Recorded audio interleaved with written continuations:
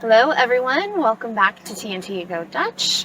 It is hard to believe, but we are closing in on our 1 year of living here. Yeah, So, it's officially been 11 months at this point, and we'll do a big 1 year review, 1 year recap, talk about how everything's going. But today, I think we're going to talk a little bit about some of the things that we kind of felt as culture shocks moving over here. and we've had time to kind of like soak them in over the last 11 months. So we're going to take you through 7 that we felt were the most important, that what we've gone through the past year and what are still a little bit shocking to us as we navigate our day-to-day life here. And on top of that, we thought, why not take you around the beautiful city that we now get to call home, Leiden, through Singelpark, which is an entire park that covers around the area of the old downtown. City center, yeah, it's beautiful. It's about a kilometer, I think. Around. I think it's 3. Is it? Is Yeah. it 3? And it takes you basically in a big circle around Leiden. So we're going to pick it up kind of near where, if you're a Leiden local, over next to Vrend or... we're at Jan van Houtkade. Yeah, exactly. So let's go check this out. I hear there's a pretty cool place with a little gnome hidden, built into the tree for a little house for it. I'm in. Let's go. Let's go.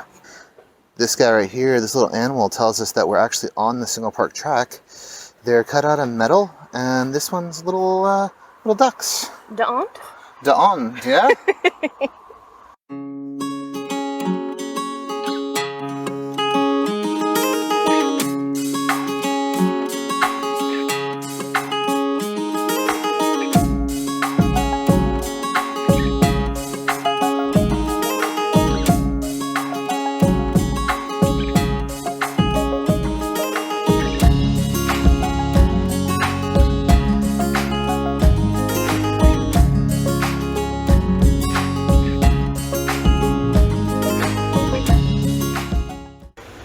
First thing that's been really affecting us a lot lately is holiday. Yes, very timely. Yeah. So the first culture shock would be how holiday, not holidays like we would say in the US, but like holiday Christmas. like a vacation, are celebrated here. Right, so it's now early August, and people take holiday for 2 weeks, at least a week, and it's just not that way in the US. I was lucky if I could take a week off to do something for work. It was really not the same way it is here.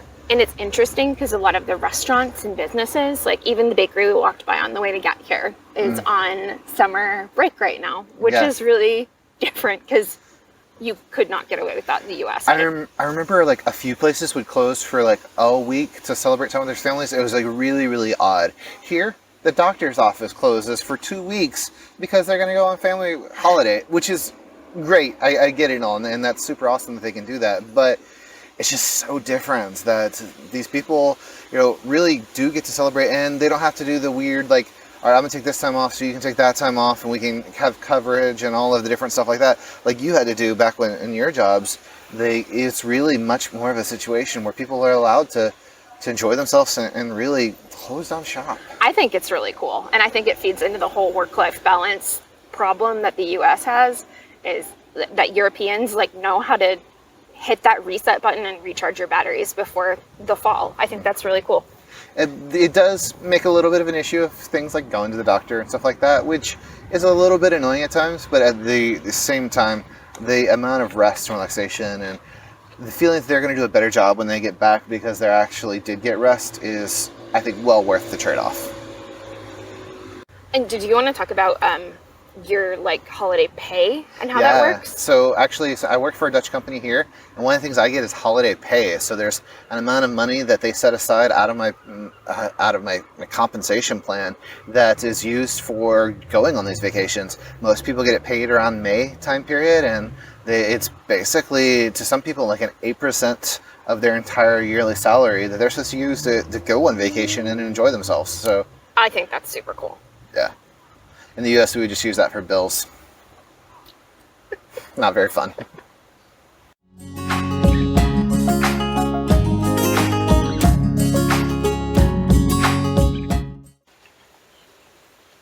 Birds that won't attack me. So there's randomly a bird, sanctuary? Yeah. And you can just walk by and see them. They're doing their thing. Pretty cool. Yeah.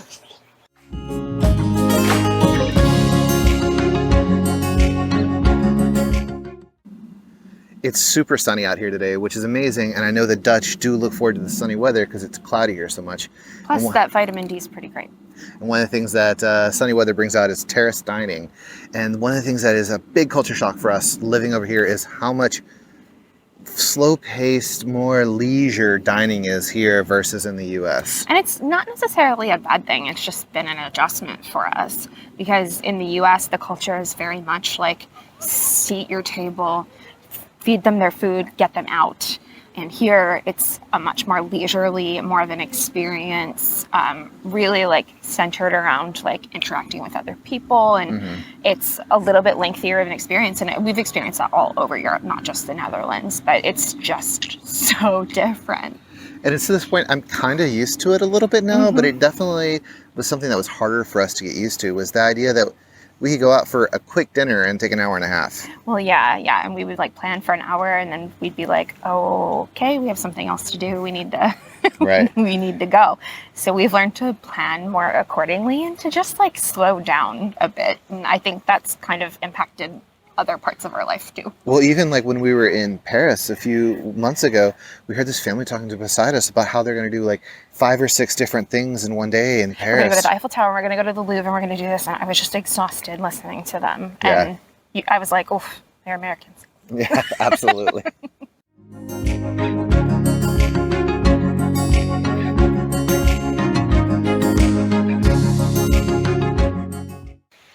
We found it. Yay.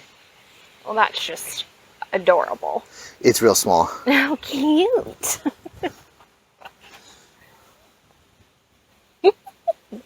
It'd be the Elmer family on plants on 2. Twee. And there's got a little bell, so you can ring his little bell.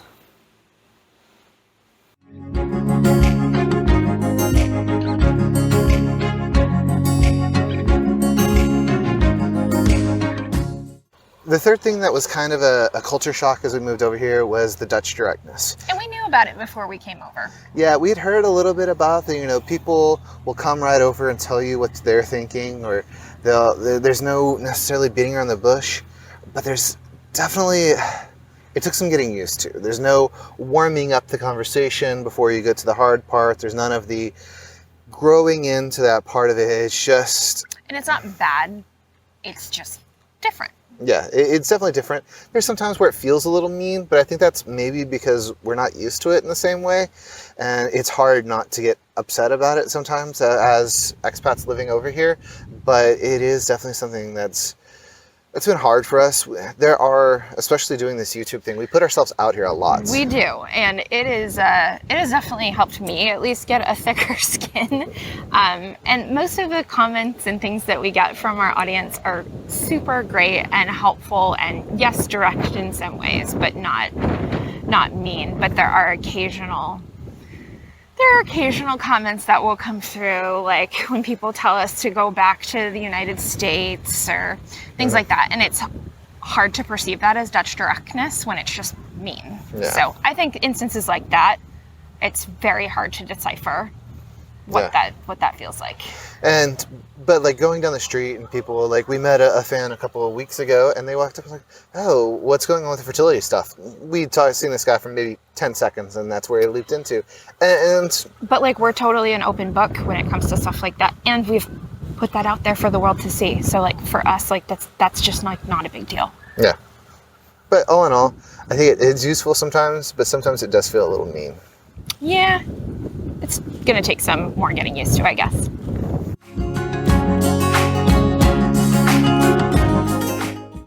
We've walked about a third of the Singelpark so far. It's really, really nice. It feels a lot longer, I think, because it's warm. It's quite warm, but we found a nice shady bench to take a little break. What do you think of the Singelpark that you've seen so far? Just the park system here in the Netherlands is pretty awesome. And particularly here in Leiden, like this one is a lot bigger than I expected. There's lots of really cool little sights to see throughout your walk. And right now we're in an area where there's like tons of boats on the water, people living in boats, and it's just really cool. Yeah, it's really, really pretty.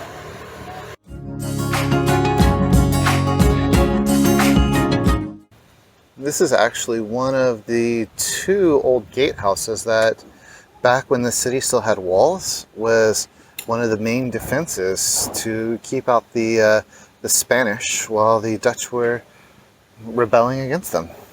It's very nice and still very intact.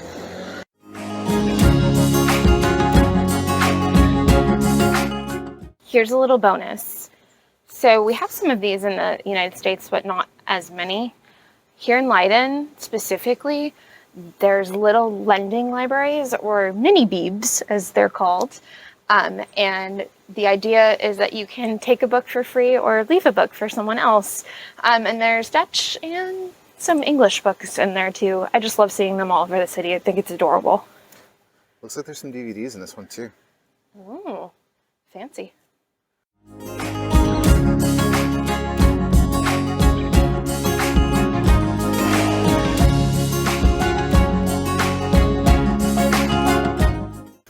The fourth thing that really surprised us is just how much infrastructure is here to really support the people who live here. And we've talked about infrastructure in a few of our videos before. Yeah, but the fact that we don't own a car, I mean, after a year, it's still pretty awesome and really refreshing. Tracy used to drive an hour to work to and from every single day, and I don't miss that at all. Yeah, I have less gray hair since moving over here. And we really haven't missed it terribly much. We're able to go wherever we need to go pretty efficiently. We can get to Utrecht in a matter of, 45 minutes? We can get to Amsterdam in half hour. Yeah, it's really easy as can be. The only times we really miss is when we had to move things. Yeah. There's been very few times where I felt like we needed a car. And even then, there are things like green wheels that you can rent, which is great. And you are just about to get your driver's license, so we'll be able to do things like that. I would say the one exception to the infrastructure rule right now is probably Schiphol. Oh yeah, Schiphol's a mess. Not really looking forward to our flight. Yeah, we saw that it's 4 hours to get into Schiphol. I will say it's lovely that the train station's in the airport. That's amazing. It's a brilliant idea. For sure. But the fact that people are there for 4 hours and are still missing their flights is terrifying. Yeah. So we'll see how that goes. Wish us luck.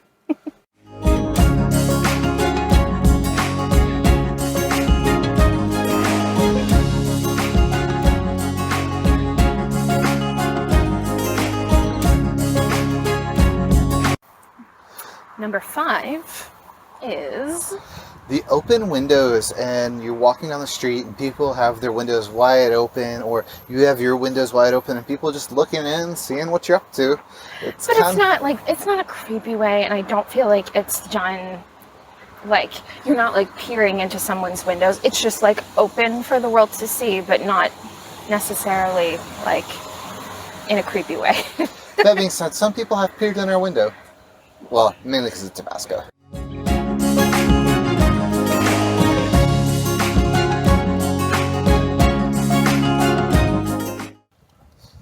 What's been probably your favorite thing about living over here?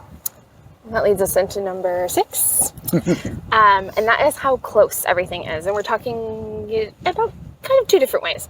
Just how close it is for us to go to the grocery store. We've mentioned this in our videos before. The closest nice grocery store where I didn't feel like I was going to get held up was a 20-minute drive from where we lived. I want to argue against that because I'm from Houston, but it's true. They actually closed one of the entrances to that store that was nearest to us to prevent theft. So it was real bad. So now we can walk 5 minutes to an Albert Heijn XL. Which is awesome. And be able to buy groceries on Tuesdays. There's a market there. But there's the other side of this as well, is how close everything is as far as cities go. That was one of the driving forces for us coming over here, was we wanted to be able to see more of Europe and more of the world, and the Netherlands is the perfect location for it when Schiphol is operating properly.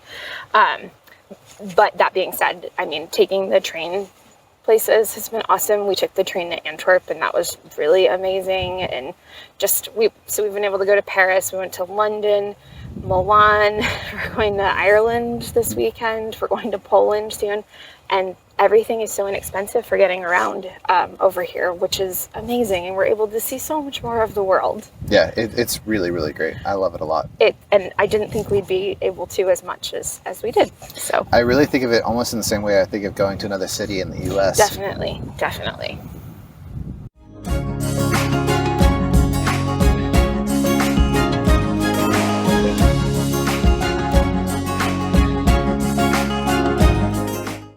Despite how small everything is compared to like Texas or something like that. You're talking about the size of the Netherlands. Yeah. The Netherlands is what, a tenth of the size of Texas?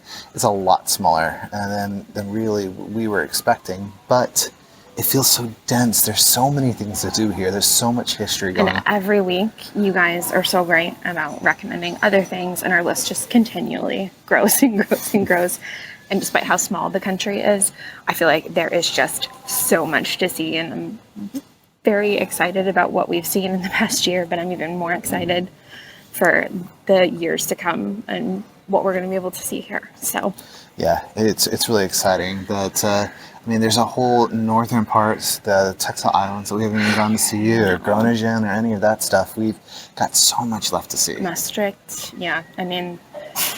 There's quite a bit, and it feels like we are just barely at the tip of the iceberg. We haven't really even uncovered all of the beauty of the Netherlands. Yeah, so plenty left to see, plenty more for us to explore. Plenty more vlogs coming your way, it sounds like.